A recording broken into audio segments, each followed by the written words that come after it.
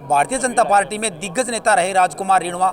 सबसे पहला चुनाव इन्होंने निर्दलीय जीता, उसके बाद में भाजपा से जीता और भाजपा में मंत्री भी रहे।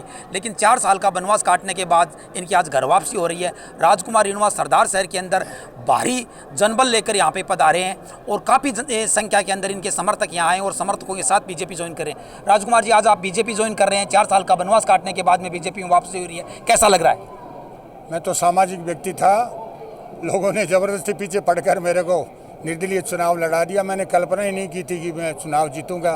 चुनाव जीत गया। उसके बाद में 4 महीने बाद एमपी का चुनाव आया, तब राम सिंह जी ने कहा कि मेरे साथ लगो आप। मेरे सामने बहुत भारी कैंडिडेट जाकर साहब आए हैं। वसुंधरा जी ने बुलाया किया, उन्होंने कहा कि राजकुमार जी आपकी कोई मांग है क्या? मेरी क्या मांग है? निर्दलीय जब मेरे को चुनाव लोगों ने जिताया तो मैं तो बहुत ऋणी हो गया उन लोगों का। कितना बड़ा विश्वास उन्होंने मेरे पर किया है। तो मेरे क्षेत्र के काम होने चाहिए, तो मेरे क्षेत्र के खूब काम हुए। उसके बाद में पार्टी के अंदर में आने के बाद में मैं तो शुरू में भी था, पर ऐसे बीच में जीवन में विघ्न तो आते ही रहते हैं ना कई तरह के। तो मैं तो था उसी विचारधारा से चलते हुए। जहाँ बंगाल भेजा तो 16 दिन बंगाल का चुनाव करा कर आया, 13 दिन बिहार का, हरियाणा का, जहाँ जहाँ भेजा वहाँ पर पार्टी को खूब 100% बढ़िया रिजल्ट देकर आए थे पार्टी में। अब क्या है कि मनुष्य ही तो है ना, 3 बार जीते हैं, सिटिंग एमएलए है, मंत्री है। लास्ट चुनाव 26,500 वोटों से जीता है। उसके बाद में टिकट कटता है तो मन में एक आक्रोश तो होता ही है। तो वो आया था और वो ठीक है, चला गया, कर गया, खत्म, वापस मुख्य धारा में आ गए। बीजेपी के चुनावों के दौरान स्टार प्रचारक भी थे राजकुमार जी रिणवा और काफ़ी धर्मप्राण व्यक्ति भी माने जाते हैं। हालांकि इन्होंने निर्दलीय चुनाव समर्थकों के दबाव में लड़ लिया था, ये बता रहे हैं, और आक्रोश भी था। लेकिन उसके बाद कांग्रेस ज्वाइन कर ली थी। 4 साल आप कांग्रेस में रहे, क्या कांग्रेस में सक्रिय नजर नहीं आए? नहीं, कांग्रेस कभी ज्वाइन नहीं की। मैं वो आक्रोश में मैं चढ़ गया था स्टेज पर, बाकी ज्वाइन वाइन नहीं की मैंने। मैं 4 साल में कांग्रेस की तो बात छोड़ो, कोई भी नेता से मिलना तो दूर की बात, मैंने टेलीफोन तक नहीं किया 4 साल में। मैं अपनी साधना में था।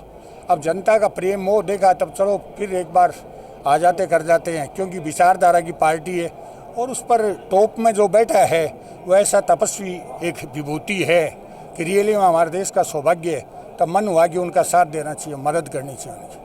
नरेंद्र मोदी एक बड़ी विभूति है, तपस्वी है, उनका साथ देने का इनका मन है और ये आए हैं। आज बड़ी संख्या के अंदर इनके समर्थक आए हैं, समर्थकों के साथ बीजेपी ज्वाइन कर रहे हैं। सरदार शहर उपचुनाव में रतनगढ़ की जिम्मेवारी आप पर रहेगी, हालांकि अभिनेश महर्षि भी वहाँ पे है। तो किस प्रकार देखते हैं रतनगढ़ का रिजल्ट किस प्रकार रहेगा? अब क्या है कि समय बहुत कम रह गया, हमारे से जितनी होगी वो मदद करेंगे। बाकी 5-6 दिन का तो टाइम ही आपको पता है, तो उसके अंदर में अब जितना संभव हो उसका हम चेष्टा अपनी करेंगे। बीजेपी की आगे की पारी कैसे रहेगी?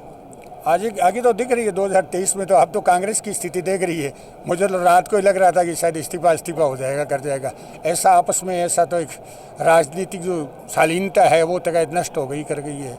बड़ी दुर्भाग्य की बात है जो सीएम ये थे राजकुमार रिणवा, नरेंद्र मोदी को तपस्वी मानते और बीजेपी में आस्था रखते। आज बीजेपी के साथ फिर से जुड़ गए हैं और बीजेपी आज ज्वाइन अपने हजारों समर्थकों के साथ सरदार शहर के अंदर कर रहे हैं। तो राजकुमार रिणवा एक बार फिर बीजेपी की नई की पारी की ओर बढ़ रहे हैं। चूरू फर्स्ट इंडिया से संजय प्रजापति।